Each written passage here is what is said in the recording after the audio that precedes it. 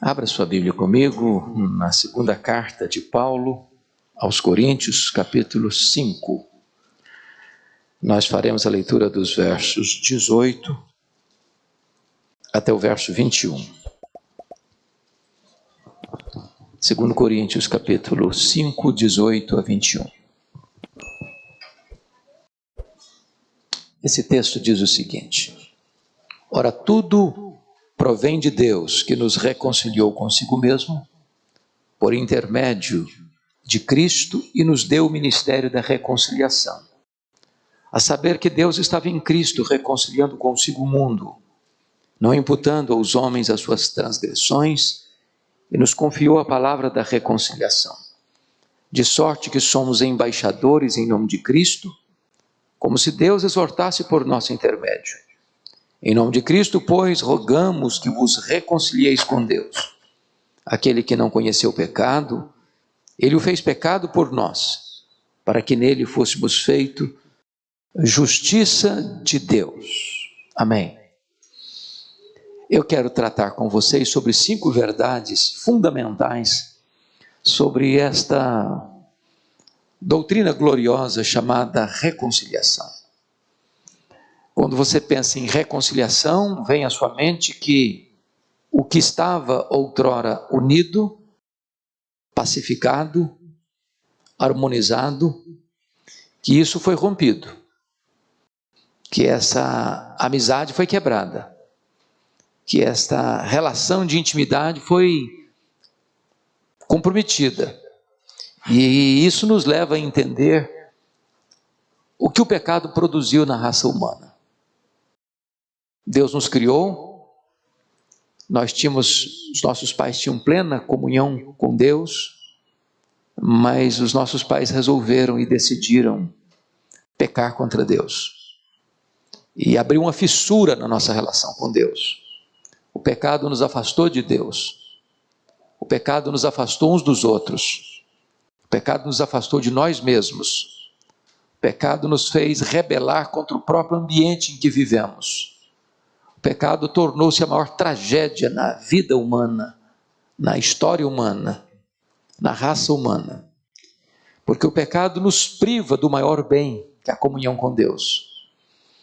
Quando você pensa que 2 pessoas que outrora eram íntimas, e aconteceu um fato, e essa comunhão foi quebrada e interrompida, via de regra, o que nós entendemos no plano humano, é que quem machucou o outro, quem feriu o outro, quem foi o responsável por esta separação, é quem deva procurar. É o culpado que procura aquele que ele ofendeu. O inocente, então, aguarda que o culpado o procure, para então dar início a esse processo da reconciliação. Mas esse texto vai nos dizer exatamente o contrário disso. Esse texto vai mostrar que o Deus que foi ultrajado, aquele que nos amou e nós viramos as costas para ele, é exatamente quem dá início a esta busca da reconciliação. Então eu quero tratar com vocês sobre este tema glorioso, bendito, nesta tarde. Em primeiro lugar, vejam vocês comigo no verso 19, a absoluta necessidade da reconciliação. Porque está escrito que Deus estava em Cristo reconciliando consigo o mundo, não imputando aos homens as suas transgressões. Nós cometemos transgressões, nós transgredimos a lei de Deus, nós viramos as costas para Deus, nós nos tornamos inimigos de Deus. E as nossas transgressões, diz a Bíblia, que fazem separação entre nós e Deus. Deus é santo, Deus é luz, Deus é perfeito, Deus é imaculado. E com os nossos pecados nós não podemos ter comunhão com Deus. Então existe uma barreira, existe um obstáculo. Existe um entrave nessa relação. E é por isso que a reconciliação é necessária. Do jeito que o homem é rebelado contra Deus, ele não pode ter intimidade com Deus, comunhão com Deus, nem pode desfrutar do céu que Deus preparou. Então, a necessidade é vital, é absoluta. O homem nasce em pecado, o homem é rebelde contra Deus, ele está morto, ele está desobediente, ele é desobediente, ele é depravado e ele está condenado. E ele vive na contramão da vontade de Deus. Todo o desejo da nossa natureza é contra Deus. O impulso da nossa natureza é contra Deus. As obras da carne são inimizade contra Deus. Portanto, a necessidade é vital que nos reconciliemos com Deus. Então esse é o primeiro ponto, é a necessidade. O segundo aspecto que o texto mostra para nós é quem é o autor dessa reconciliação. Confira comigo o verso 18. Ora, tudo provém de Deus que nos reconciliou consigo mesmo. Então, quem toma a iniciativa não é o homem, não é o ofensor, não é o culpado. Quem começa essa história, é Deus. Não é você quem encontra Deus, é Deus quem busca você. Não é você que passou a amar a Deus e em resposta ao seu amor por Ele, Ele passa a amar você. Não, Ele amou você primeiro. É Ele quem busca, é Ele quem procura, é Ele quem toma medida para que esta reconciliação aconteça. Isso é maravilhoso, porque na verdade, somos nós quem precisamos nos reconciliar com Deus. Fomos nós quem nos afastamos de Deus. É o nosso pecado que faz separação entre nós e Deus. Apesar de nós e do nosso pecado, Deus continua nos amando. Então, é muito importante entender isso. Deus não deixou de amar você por causa do seu pecado. Deus nunca deu marcha ré, recuou. Ao contrário, logo que os nossos pais caíram, Ele já demonstrou o amor deles fazendo uma promessa de que o Messias viria. E de que Deus então tinha um plano, e esse plano é perfeito, esse plano é eterno, e Deus nunca desistiu desse plano ao longo da história. Ao contrário, Ele criou símbolos, formas, meios, tipos, sombras, para mostrar a grandeza desse amor e a desembocadura deste amor na cruz do seu Filho, que seria então um instrumento e um meio dessa reconciliação. Então, a primeira coisa, eu preciso ser reconciliado com Deus. Segundo, quem toma iniciativa é o próprio Deus, de me reconciliar com Ele mesmo. É Deus que nos busca, é Deus que nos atrai com cordas de amor. Esta é uma verdade singela, mas absolutamente profunda e também necessária para que sejamos reconciliados com Deus. Mas a terceira verdade que Paulo traz aqui, não só a necessidade, não só o autor, mas em terceiro lugar, o agente desta reconciliação. Veja comigo, ainda o versículo de número 18 e o 19. Ora, tudo provém de Deus, que nos reconciliou consigo mesmo por meio de Cristo. Por meio de Cristo. Ora, o 19. A saber que Deus estava em Cristo reconciliando consigo o mundo. Ou seja, a única maneira do homem que pecou contra Deus ser reconciliado com Deus é por meio de Cristo. Não existe outro meio. Não existe outra forma. Não existe outro caminho. Não existe outra alternativa. Né? As pessoas têm um conceito de religião, e é o conceito clássico de religião, que é religar. A ideia de que é pela religião que o homem se reconcilia com Deus. Isso não é verdade. Não é verdade. Não é a igreja presbiteriana que reconcilia você com Deus, não é a igreja batista, não é a igreja assembleia, não é a igreja católica, não é a igreja A, nem a B, nem a C, nem a D. O único que pode reconciliar você com Deus é Jesus. O acesso a Deus é por meio de Jesus. O caminho de acesso a Deus é Jesus. A porta de entrada é Jesus. O único mediador é Jesus. Então, fora de Jesus, nenhuma pessoa pode ser reconciliada com Deus. Deus estava em Cristo, reconciliando consigo mesmo, você e eu. Então, por que é importante isso? Porque nós vivemos num mundo plural. Né? Mundo plural. Se você fizer uma pesquisa, você vai ver que surgem 5 novas religiões por dia hoje. Há muitas religiões, há muitas doutrinas, há muitas propostas, há muitas filosofias, há muitas perspectivas, há muitas abordagens, há muita gente dizendo não é aqui, não é ali, não é acolá. Quando, na verdade, para reconciliar-nos com Deus, só existe um caminho, só existe uma alternativa, só existe uma proposta, e esta proposta é Jesus. Deus estava em Cristo, reconciliando consigo o mundo. Então, se você não for por meio de Jesus, você não chega. É impossível. Nem os profetas, nem os apóstolos, nem Maria, nem o Papa, nem o pastor, nem o missionário, nem o sacerdote, nem a igreja, nem a denominação, nem as boas obras, nem o merecimento humano, nada que você possa fazer pavimenta esse caminho para você se reconciliar com Deus, a não ser Jesus Cristo. Deus estava em Cristo, reconciliando consigo o mundo. É por meio de Cristo que Ele nos reconciliou consigo mesmo. Bom, então, a reconciliação é necessidade. Segundo, o autor da reconciliação é o próprio Deus. Terceiro, o agente dessa reconciliação é Jesus Cristo. Mas agora vem a quarta verdade que eu quero partilhar. Qual é a base dessa reconciliação? Como assim? Porque pense comigo. Se Deus é luz e Deus é, se nós somos pecadores e nós somos, e se o pecado é treva, e de fato é, e se não há comunhão entre a luz e as trevas, e não há mesmo, como então que o Deus Santo pode reconciliar-se com o homem pecador? Deus não pode fazer vistas grossas ao nosso pecado. Deus não pode dizer, não tem problema não. Não tem problema. Ele estaria negando a ele mesmo. Ele estaria contrariando a sua própria natureza. Então chama a sua atenção para 3 coisas como base da reconciliação que o texto nos menciona. A primeira coisa está no verso 19. Olha aí comigo. A saber que Deus estava em Cristo, reconciliando consigo o mundo, não imputando aos homens as suas transgressões. Então, a primeira coisa.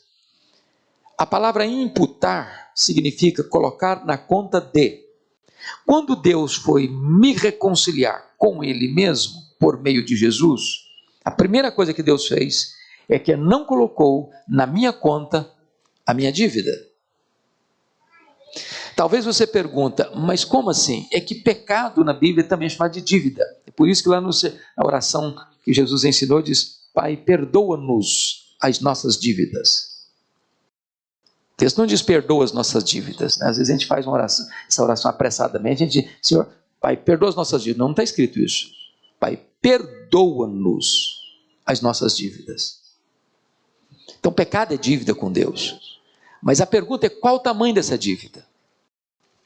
Se você olhar uma parábola que Jesus contou, a parábola do credor incompassivo, ele ilustra essa dívida com um valor astronômico de 10 mil talentos, que representava na época 350 mil quilos de ouro, que representava na época o salário de um trabalhador de 150 mil anos.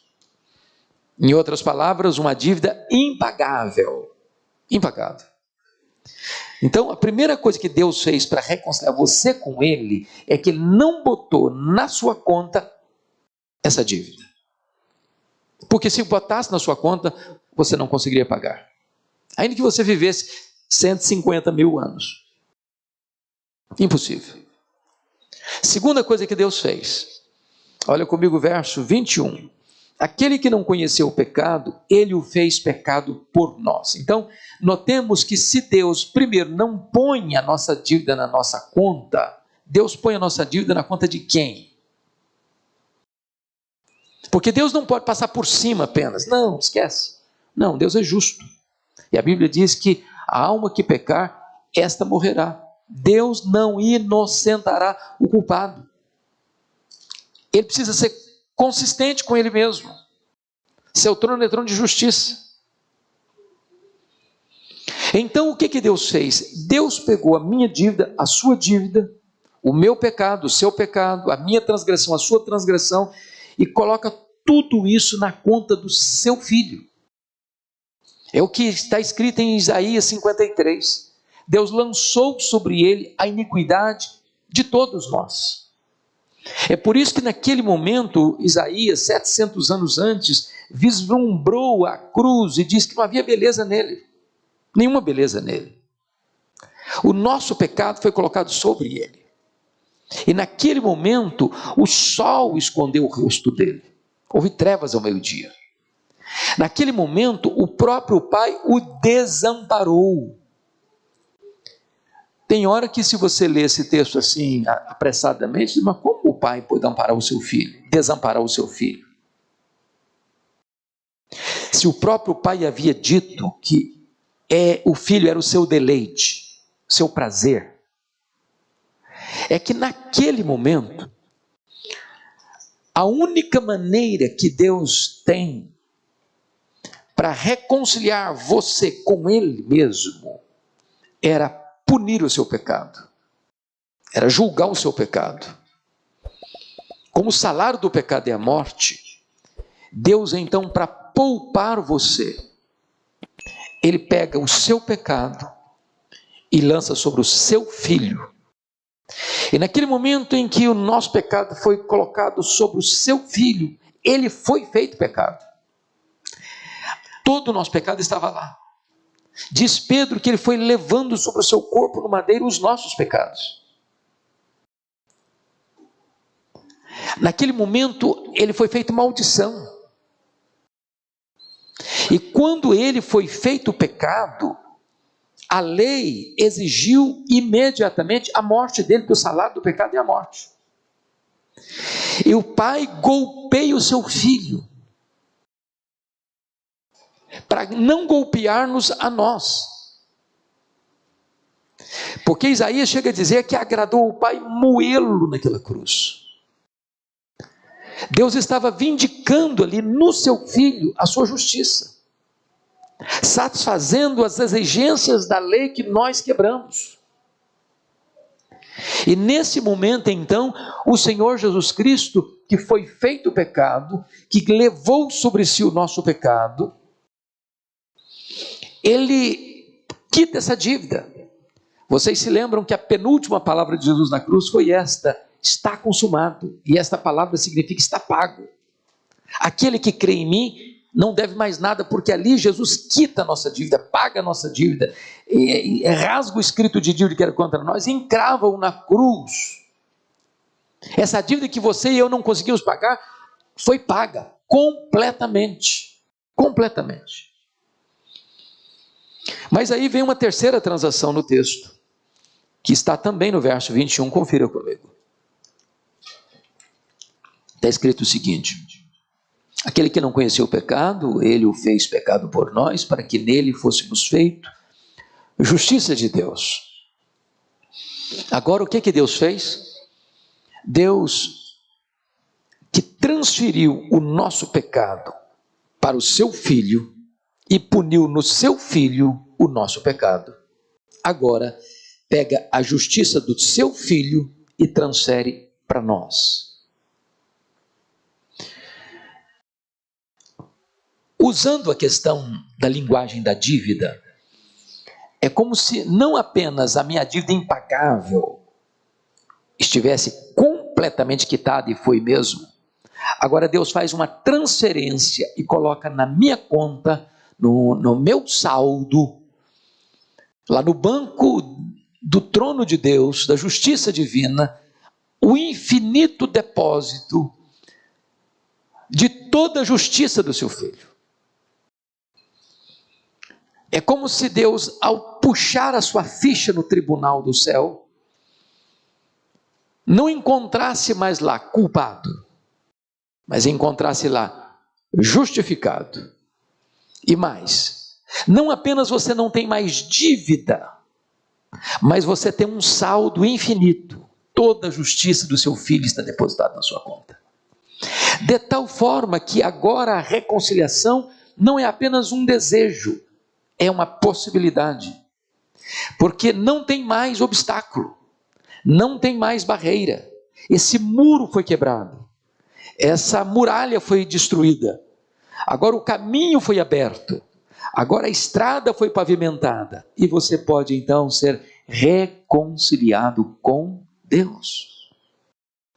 Irmãos, está aqui na verdade a essência do cristianismo, a essência da fé cristã. Isso é o núcleo do Evangelho. Isso é o que Deus fez por você em Cristo, para reconciliar você com Ele. As religiões todas do mundo imaginam que salvação é um caminho que o homem abre da terra para o céu. O cristianismo, a fé cristã, retrata outra verdade. É o caminho que Deus abriu do céu à terra. É Deus quem estava em Cristo reconciliando consigo o mundo. Não é aquilo que nós fazemos para Deus que nos traz a salvação, mas o que Deus fez por nós em Cristo é que nos dá a salvação. Bom, dito isto, vamos olhar então o último ponto desta mensagem. Primeiro, a necessidade. Segundo, o autor. Terceiro, o agente. Quarto, a base. Agora, quinto e último lugar, a oferta da reconciliação. Bom, você e eu, pela graça de Deus, fomos alcançados. A pergunta é, mas quem vai contar isto para as outras pessoas? Nós estamos aqui recebendo uma instrução, recebendo uma mensagem, mas nós precisamos sair daqui e contar para os outros esta mensagem. Nós que fomos reconciliados com Deus, recebemos o ministério da reconciliação. Olha comigo, por gentileza, o versículo 19. A saber que Deus estava em Cristo, reconciliando consigo o mundo e não imputando aos homens as suas transgressões, e nos confiou a palavra da reconciliação. Olha o 18. Ora, tudo provém de Deus, que nos reconciliou consigo mesmo por meio de Cristo e nos deu o ministério da reconciliação. Agora olha o verso 20. De sorte que somos embaixadores em nome de Cristo, como se Deus exortasse por nosso intermédio. Em nome de Cristo, pois, rogamos que vos reconcilieis com Deus. Então, você que foi alcançado pela salvação, agora se transforma num missionário, num proclamador dessa salvação. Talvez você pense assim, bom, mas eu sou novo na igreja, estou chegando agora, estou começando a minha caminhada aí na Igreja Esperança, e eu não sei ainda bem o que eu vou fazer, que área que eu vou trabalhar. Bom, se você tiver qualquer dúvida do seu ministério na igreja, esse eu sei que você tem. O ministério da reconciliação. O maior ministério, o mais lindo, o mais precioso. Então você precisa chegar para as pessoas da sua família e dizer, olha, sabia que Deus está em Cristo reconciliando você com Ele? Você sabia que é possível se reconciliar com Deus? Você sabia que é possível ter os seus pecados perdoados? Você sabia que é possível ter comunhão com Deus, ter certeza da vida eterna, ter garantia do céu? Todos nós, inclusive as crianças, podem contar isso para os seus colegas. Esta verdade bendita, transformadora, gloriosa. Que coisa linda é saber que nós temos esse ministério. E é curioso aqui que no verso 20, ele usa uma figura, somos embaixadores em nome de Cristo, como se Deus exortasse por nosso intermédio. Um embaixador, ele é enviado pelo seu país para outra terra. Ele não pode se naturalizar lá. Ele representa o seu país lá. Um embaixador nunca faz aquilo que é da sua própria vontade. Ele representa o seu país, ele representa a autoridade máxima do seu país, que o encaminhou para lá, para atender aos interesses do seu país lá naquela terra. A linguagem bíblica mostra que você e eu somos como que cidadãos dos céus aqui neste mundo. Aqui não é a nossa pátria. Aqui nós estamos como peregrinos, temporariamente. Aqui nós temos uma função, nós somos embaixadores. Representamos o nosso país.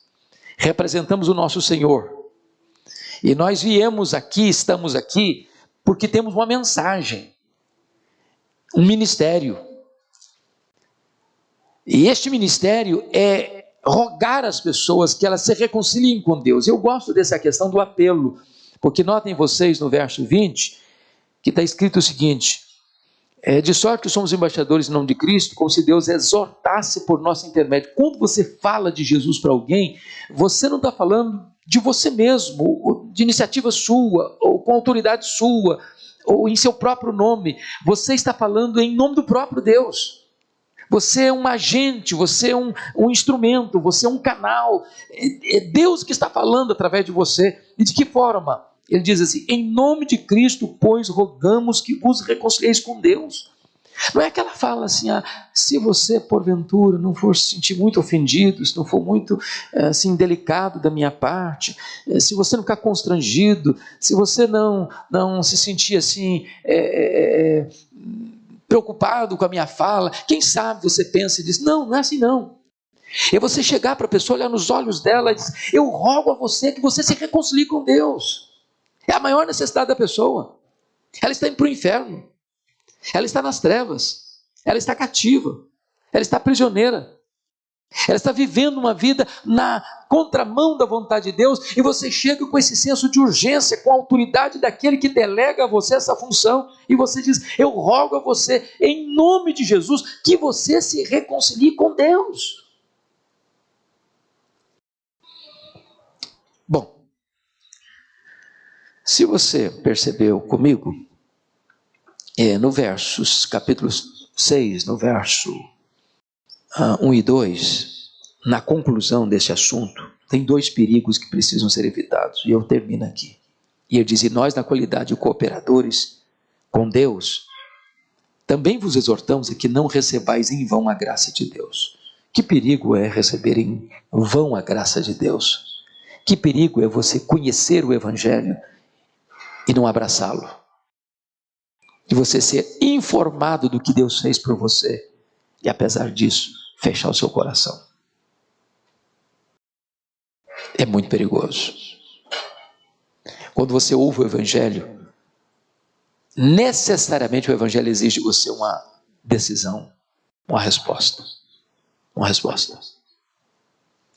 E se você disser não, você está tomando em vão a graça de Deus, este plano de Deus, este amor de Deus. Segundo risco, está no versículo 2. Porque ele diz: eu te ouvi no tempo da oportunidade, te socorri no dia da salvação. Eis agora o tempo sobremodo oportuno, eis agora o dia da salvação. O que ele está dizendo é o seguinte: cuidado, não só para você não rejeitar, mas cuidado para você não adiar, postergar esta decisão. Porque quando você posterga, adia essa decisão, você está dizendo o seguinte: eu estou no controle. Eu posso tomar a decisão que eu quiser, quando eu quiser, onde eu quiser, da forma que eu quiser. E eu quero dizer para você que nem você, nem eu podemos. Sabe por quê? Primeiro, porque nem eu, nem você administramos o futuro. Nem eu, nem você temos garantia de que estaremos vivos daqui a 5 minutos. Segundo, é o próprio Deus que nos dá o arrependimento para a vida. Se Deus não operar em nós, nós nunca vamos ser reconciliados com Ele. Então não tem nada mais perigoso do que resistir à graça de Deus, resistir à graça de Deus, resistir à graça de Deus, resistir à graça de Deus, tapar os ouvidos à voz de Deus. Pode acontecer que chega um momento, como Deus fez com o faraó: Deus, tá bom, você quer ficar endurecido? Então fique endurecido. E Deus nos entregar a nós mesmos. E aí não haverá mais chance. Então hoje Deus está falando com você, comigo, e Deus requer que você ouça, que você acolha, que você atenda a sua voz. Se você ainda não foi reconciliado com Deus, hoje é esse dia. Se você já foi reconciliado com Deus, então a partir de hoje, torne-se um mensageiro desta mensagem